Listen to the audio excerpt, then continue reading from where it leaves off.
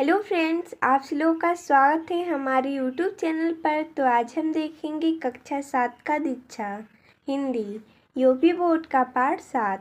पाठ का नाम है बाल लीला। तो देखिए दोस्तों, जैसा कि हमने इस वीडियो में इस पाठ के कवि का जीवन परिचय लिया है। जैसा कि पाठ का नाम है बाल लीला और इस पाठ के कवि हैं सूरदास और तुलसीदास। तो चलिए, अगर आप लोग इसके पीछे का वीडियो नहीं देखे हैं तो आप लोग हमारे चैनल के प्लेलिस्ट में जाकर देख सकते हैं। उसमें इसके पीछे का वीडियो है। अगर आप चाहते हैं कि कक्षा 7 के इतिहास, भूगोल, बाकी सब विषयों का जानकारी प्राप्त करना, तो आप अगर हमारे चैनल के प्लेलिस्ट में जाएंगे तो वहाँ पर क्रम वाइज दिया गया है। तो चलिए हम स्टार्ट करते हैं। हम देखेंगे सबसे पहले सूरदास जी का जीवन परिचय। सूरदास जी भक्ति काल के प्रमुख कवि हैं।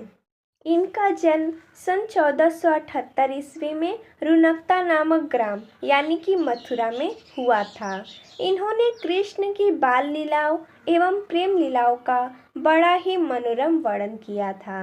यानी कि ये जो सूरदास जी हैं ये भक्ति काल के प्रमुख कवि हैं और इनका जन्म 1478 ईस्वी को रुनकता नामक ग्राम में हुआ था। ये कृष्ण की बाल लीला यानी उनकी बचपन की जो लीलाएं हैं उनका वर्णन करते थे और प्रेम लीलाओं का वर्णन करते थे और इनके जो वर्णन थे वो बड़े ही मनमोहक थे। ये वल्लभाचार्य जी के शिष्य थे। सूरसागर नामक ग्रंथ में इनके पद संकलित हैं। इनकी अन्य रचनाएं हैं सुरसरावली तथा साहित्य लहरी और एक हो गया सूरसागर जो कि ग्रंथ में इनके क्या है पद संकलित हैं। इनका निधन 1585 ईस्वी में हुआ। जो कि ये सूरदास जी का जीवन परिचय था।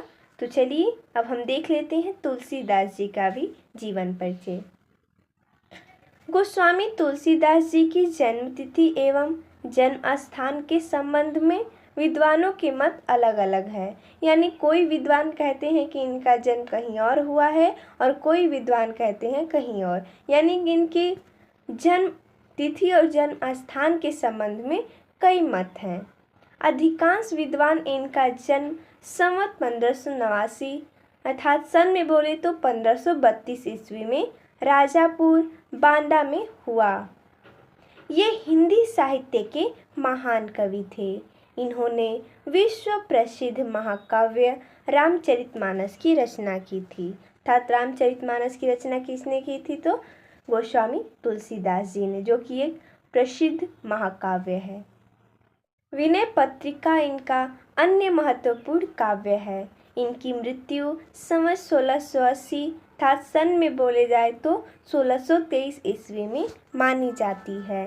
तो देखिए दोस्तों, जैसा कि हमने इस वीडियो में इस पाठ के कवि का जीवन परिचय देखा, तो मिलते हैं तब तक के लिए धन्यवाद दोस्तों।